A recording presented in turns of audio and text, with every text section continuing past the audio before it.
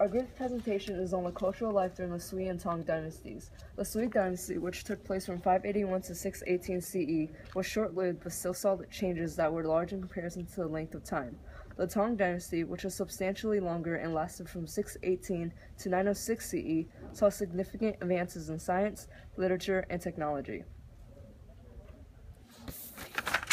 The Sui dynasty saw the introduction of a form of Buddhism known as Mahayana Buddhism. This form of Buddhism focuses on the worship of Buddha rather than merely following his teachings. This replaced the mystical religion of Taoism and, in some cases, replaced certain social constructs put in place by Confucianism. Mahayana Buddhism integrated into the faith local Chinese deities and encouraged texts translated into the vernacular. Buddhism was adopted into Chinese society but did not completely replace either Taoism or Confucianism. Art also advanced during this time period. Landscape painting was started during this time period. The beauty of the mountains were often inspirations to painters. One such painting is Wanderings Around in Springtime by artist Zhan Ziqian. In addition, clay figurines and sculpting grew more popular during this time period. Porcelain pottery during the Sui dynasty was covered in a translucent, light green glazing, and the shapes are often vessels with attached dragon-shaped handles and decorations. During the Tang dynasty, the porcelain began to be painted with different colors such as white ground, yellow-brown, and dark green. In addition, a common ceramic shape was horses or camels. Buddhist sculptures were often sponsored by monasteries and believers. Thus, religious works grew. Stone steles of the Bodhisattvas were also created, and some are still preserved. In addition, calligraphy was practiced during both dynasties, although it was largely copied after Wang Xianzi, who lived before either dynasties. Architecture was predominantly characterized by the pagoda. This took various shapes, such as the cube-shaped pagoda, Sui Dynasties Monastery, which was built near Anyang. Pagodas were typically covered with glazed tiles and often built by Buddhist monks. In addition, this period saw the building of the Lashan Giant Buddha, the tallest pre-modern statue in the world.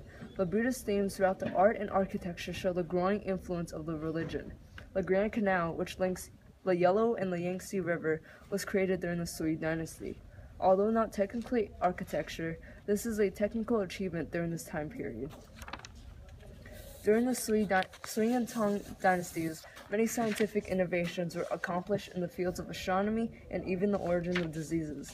Confucian scholar Liu Zuo was responsible for creating more sophisticated ways of calculating the beginning of each year. He created the Huangji dynasty calendar, which is the building block for later calculations for calendars in the Tang period.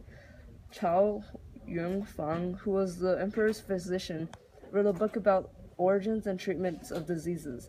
This book describes 1,700 syndromes in 50 volumes. This was the first record in China that categorized information about diseases this way, making it highly important. In the Tang dynasty, an imperial medical academy was founded that allowed people to be trained in medicinal and pharmaceutical practices that were mainly used for the emperors, their families, and nobles. Later on in this dynasty, medical academies were established and outlying provinces where the general public was also able to receive care. Poetry during the Tang dynasty was written in the regular style, with 5 or 7 syllables per verse. Poems became a widespread cultural practice, with everyone from emperors to prostitutes writing verses. The poetry during this time period also saw the rise of new words that were more complicated than previous poetry. The poetry during this time period is considered some of the greatest in China even to this day. Poetry was not the only genre of literature to advance prose during this time period, which was sophisticated and laden with parallelism. There were also some that supported and moved back to simple, readable prose. In addition, the revival of Confucianism led to commentaries on the classical books. One important commentary was made by Yan Shigu, a descendant of Confucianism, and discussed the nature of man. Official dynastic histories were also compiled, such as Liu Ziji's Shitong. This documented the Sui dynasty and the history of the southern and northern dynasties. The importance of the many cultural innovations during this time period would have later impacts. The astrolabe would be critical for explorers and the Great Wall, which was expanded during the Sui dynasty. It is one of the 7 great wonders of the ancient world. Poetry during the Tang Dynasty is considered some of the finest throughout Chinese history, and block printing would eventually lead to the creation of the movable type printing press by Gutenberg in Europe. In addition, the Tang influence on Korean and Japanese architecture can be seen in the buildings that remain from this time period. The innovations during this period have left their mark on the development of not only China, but other parts of the world.